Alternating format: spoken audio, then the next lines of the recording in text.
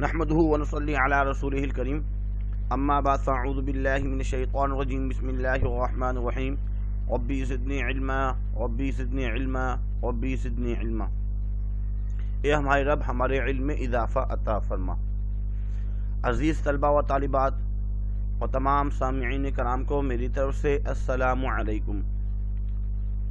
جیسے کہ ابھی تھوڑی دیر پہلے اس سے پہلی والی جو ویڈیو ہے اس میں ماڈل پیپر آپ لوگوں کو سمجھایا گیا تھا، اس میں یہ بات سامنے آئی کہ مختصر سوالات میں سے 9 یا 10 سوالات آتے ہیں، 10 سوالات مختصر آتے ہیں اور ان میں سے 6 لکھنے ہوتے ہیں۔ تو اس دفعہ سورہ انفال میں سے مختصر سوالات 10 آئیں گے، جس میں سے 6 لکھنے ہیں آپ کو۔ ایک مختصر سوال 3 نمبر کا ہوتا ہے اور اس طریقے سے 18 نمبر ہوئے۔ تمام سامعین سے گزارش یہ ہے، کوشش ہی کریں کہ اگر دھیان سے سنیں گے تب تو سمجھ میں آئے گا۔ بک آپ کے ساتھ ہو، بک بھی سامنے رکھیں اور پیج نمبر 35 نکالیے۔ بیٹا پیج نمبر 35 میں جو السوال الاول ہے، سورہ انفال کی ان آیات میں مسلمانوں کی جہاد کے لیے تیاریاں دیکھ کر منافقین نے کیا تبصرہ کیا۔ سوال یہ ہے کہ منافقین نے کیا تبصرہ کیا۔ اس سے پہلے جو ہے کچھ نمبر 14 تک ہم پڑھ چکے ہیں، آج کچھ نمبر 15 پڑھیں گے۔ سورۃ انفال کی آیت نمبر 49 میں مسلمانوں کی جہاد کے لیے تیاریاں دیکھ کر منافقین نے یہ تبصرہ کیا۔ تو ہیڈنگ ڈالیں گے منافقین کا تبصرہ۔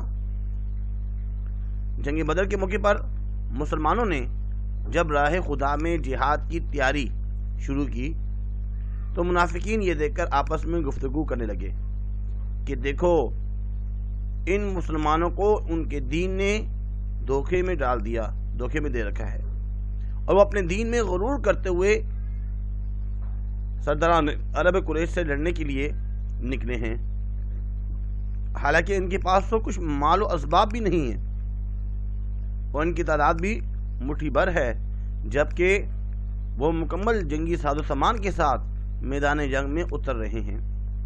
اتنی بڑی جماعت کا مقابلہ کرنے کے لیے صرف ان کو ان کے دین نے دھوکے میں دے رکھا ہے۔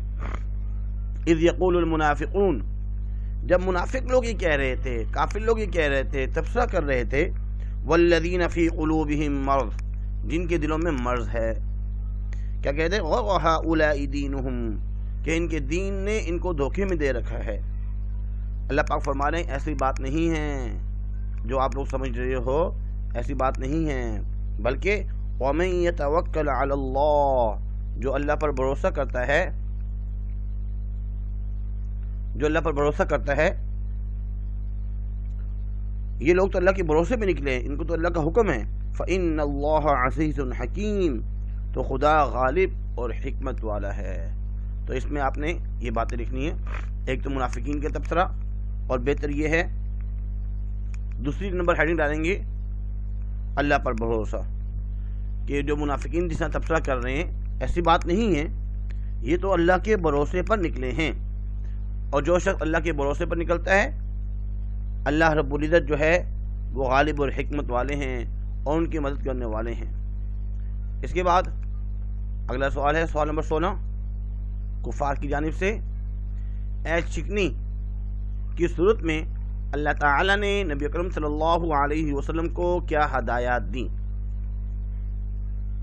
یہ 2013 میں بھی آ چکا ہے اور 2011 میں بھی آ چکا ہے۔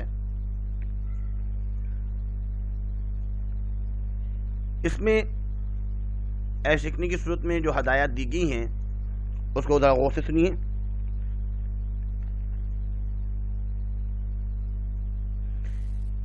یہ آیت نمبر 56 ہے۔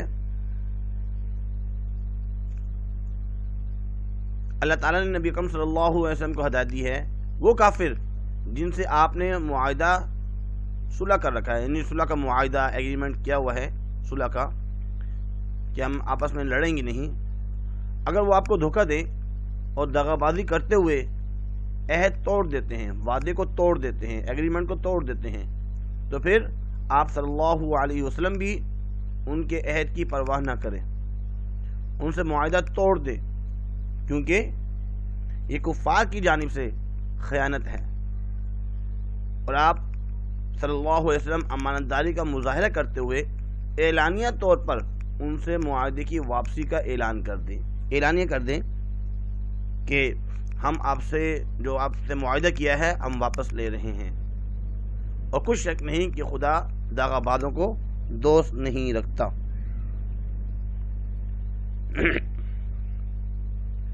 یہ آیت نمبر 58، وَإِمَّا تَخَافَنَّ مِن قَوْمٍ خِيَانَةً، اور اگر تم کو کسی قوم سے دغابازی کا خوف ہو، فَانبِذْ إِلَيْهِمْ عَلَى سِوَاءٍ، تو وہ ان کی طرف واپس کر دو۔ یہ برابر کا جواب ہے، وہ عہد جو ہے ایگریمنٹ واپس کر دیں اگر آپ کو پتہ ہے کہ وہ معاہدہ جو ہے توڑ دیں گے، اور اس میں جو ہے کیونکہ وہ اکثر جو ہے توڑتے رہتے ہیں، اور فرمایا جائے کہ الذین عاہدت منہم، وہ آپ سے معاہدہ تو کر لیتے ہیں، ثم ينقضون عہدہم فی کل مرہ، اور ہر مرتبہ وہ اپنا معاہدہ توڑ دیتے ہیں، ایگریمنٹ توڑ دیتے ہیں، کیوں؟ وہم لا یتقون، وہ اللہ سے ڈرتے نہیں ہیں۔ تو آگے جو ہے نا بتایا گیا ہے کہ بھائی اگر وہ آپ کو خوف ہو کہ وہ معاہدہ توڑ دیں گے تو بہتر یہ ہے کہ اعلانیہ طور پر ان سے معاہدے کی واپسی کا اعلان کر دیں کہ ہم آپ کو معاہدہ آپ کا واپس کر رہے ہیں، ایگریمنٹ کو ختم کر رہے ہیں، تو اس میں تو ہے نا کوئی بات نہیں ہے۔ اس کے بعد ان اللہ لا يحب الخائنین، بے شک اللہ تعالیٰ خیانت کرنے والوں کو، جو دغاباز ہیں، انہیں دوست نہیں رکھتا۔ اس کے بعد اگلا سوال، وہ بھی پیج نمبر 35 میں، اس سبق میں فرعون اور آل فرعون کی ہلاکت اور بربادی کے کیا اسباب بیان کیے گئے ہیں۔ سورۃ انفال کی آیت نمبر 52، 53 اور 54 میں فرعون اور آل فرعون کی ہلاکت اور بربادی کے اسباب بیان کیے گئے ہیں۔ فرعون اور آل فرعون کی ہلاکت کے اسباب، اس سبق میں فرعون اور آل فرعون کی ہلاکت اور بربادی کے جو اسباب بیان کیے گئے ہیں وہ اللہ تعالیٰ کی آیات کا انکار ہے۔ اصل میں وہ اللہ کی جو آیات ہیں ان کا انکار کرتے ہیں۔ کدأب آل فرعون والذین من قبلہم، اور جیسا حال ہم نے فرعونیوں کا کیا اور اس سے پہلے والوں کا، کیوں؟ کفروا بآیات اللہ، وہ اللہ کی آیات کو جھٹلاتے ہیں، کفر کرتے ہیں۔ فأخذہم اللہ بذنوبہم، تو اللہ تعالیٰ نے ان کے گناہوں کی بسبب ان کو پکڑ لیا۔ ان اللہ قوی شدید العقاب، بے شک اللہ تعالیٰ جو ہے سخت عذاب دینے والا ہے۔ تو اس میں بتایا گیا ہے کہ کفار فرعون اور آل فرعون اللہ کی آیات کا کفر اور جھٹلانا اور گناہ کمانا اور ظلم و ستم کرنا ان کی ہلاکت اور بربادی کی طرف لے گیا۔ ایک تو انہوں نے اللہ کی آیات سے جھٹلایا، کفروا بآیات اللہ، ناشکری کی، کفر کیا۔ اور ایک اور جگہ جو ہے نا اگلی آیت میں، آیت نمبر 54 میں فرمایا کدأب آل فرعون، جیسا حال فرعونیہ اور والذین من قبلہم، اور ان سے پہلوں کو کیا۔ کذبوا بآیات ربہم، انہوں نے اپنے پروردگار کی آیتوں کو جھٹلایا۔ پہلے ہے کفروا بآیات اللہ، انہوں نے خدا کی آیتوں سے کفر کیا، ناشکری کی۔ اور اس آیت میں بتایا جا رہا ہے کذبوا بآیات ربہم، انہوں نے اللہ کی آیات کو جھٹلایا، تکذیب کی۔ تو پہلے کفر کی وجہ سے اور اب تکذیب کی وجہ سے، جھٹلانے کی وجہ سے۔ فأہلکناہم بذنوبہم، ہم نے ان کے گناہوں کی بسبب ان کو ہلاک کر دیا۔ وأغرقنا آل فرعون، اور فرعون کو ہم نے غرق کر دیا، آل فرعون کو ہم نے غرق کر دیا۔ وَكُلٌّ كَانُوا ظَالِمِينَ، وہ سب کے سب ظلم کرنے والے تھے۔ فرعون اور آل فرعون کو اللہ تعالیٰ کی آیات کا کفر، ایک تو کفر کیا ہے اور جھٹلانا، تکذیب کی، جھٹلائے، اور گناہ کمانا اور ظلم و ستم کرنا، اور ان کو ہلاکت اور بربادی کی طرف لے گیا۔ وہ تباہ ہو گئے، اللہ نے ان کو غرق کر دیا بحر کلزم میں، دریا نیل میں، اگرچہ ان کی بادشاہت اور دیگر اسباب سب کچھ موجود تھے، لیکن ان کی بربادی سے کوئی بھی نہ بچا سکا. ان کو بربادی سے، جب ان کی بربادی آئی، غرق ہو رہے تھے، تو کوئی نہیں بچا سکا. اس کے بعد سوال نمبر 18 سورۃ انفال کی آیت نمبر 60 میں جہاد کی تیاری کے بارے میں اللہ تعالیٰ نے کیا حکم دیا. جہاد کی تیاری، اب اگلا جو ہے سورۃ انفال کی جو آیت نمبر 49 سے 58 تک، یہ رکوع نمبر 7 ہے اور الدرس الثانی دال. پیج نمبر 35 میں یہ سوال شروع ہو چکا ہے. 2015 میں یہ سوال آ چکا ہے اور 2012 میں بھی یہ سوال آ چکا ہے، 12 میں بھی آ چکا ہے.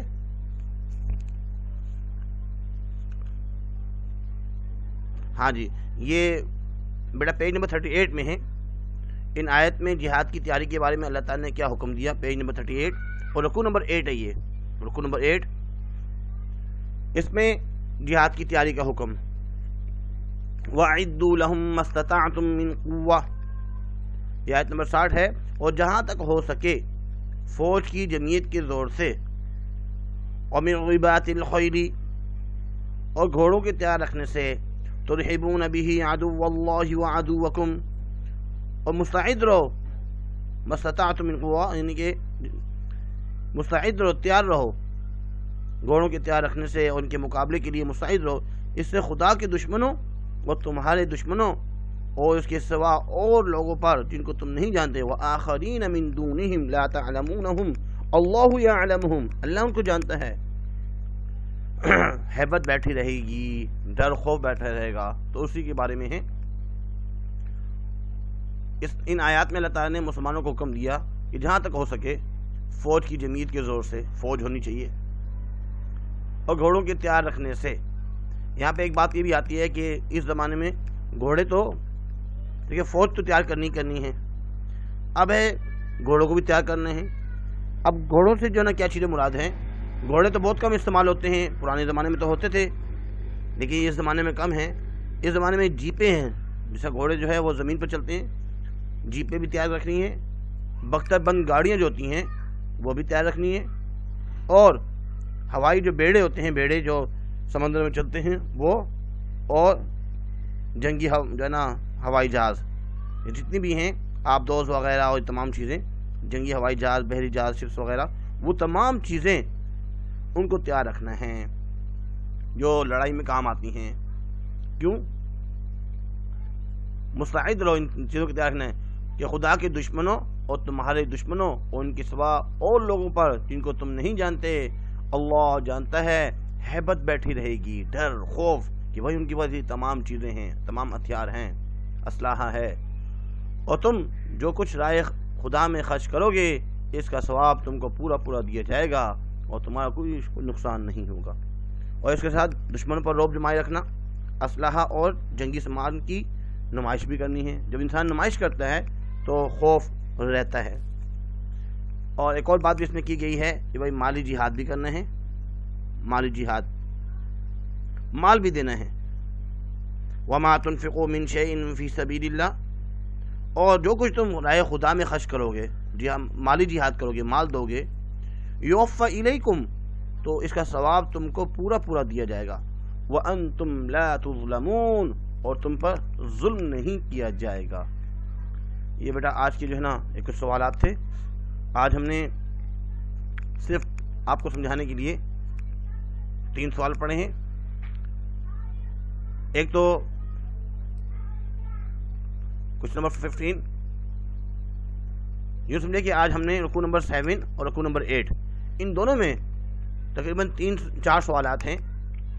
ایک تو سورۃ انفال کی آیت نمبر 49 میں مسلمانوں کی جہاد کی تیاریاں دیکھ کر منافقین نے کیا تبصرہ کیا.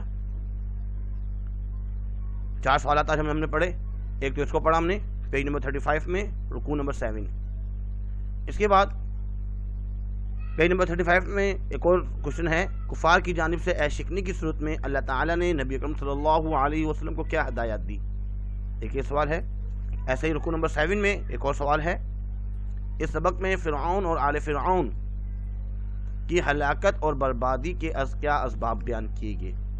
یہ بھی رکوع نمبر 7 سے دیا گیا ہے. اور رکوع نمبر 8 میں ایک ہی سوال ہے وہ ہے کہ سورۃ انفال کی آیات نمبر 60 میں جہاد کی تیاری کے بارے میں اللہ تعالیٰ نے کیا حکم دیا۔ یہ 4 سوال جو ہے رکوع نمبر 7 اور 8، رکوع نمبر 7 اور 8 میں تقریباً 4 سوالات تھے، ان کو آج ہم نے آپ کو سمجھانے کی کوشش کی۔ امید کرتے ہیں یہ 4 سوال آپ کو یاد کریں گے، آپ کو فائدہ بھی ہوگا، اور ہو سکتا ہے ان 4 سوالات میں سے بورڈ میں کچھ آ جائیں۔ آج کے لیے بیٹا اتنا ہی کافی ہے، اپنا خیال رکھیے گا۔ اللہ حافظ۔ وما علینا الا البلاغ۔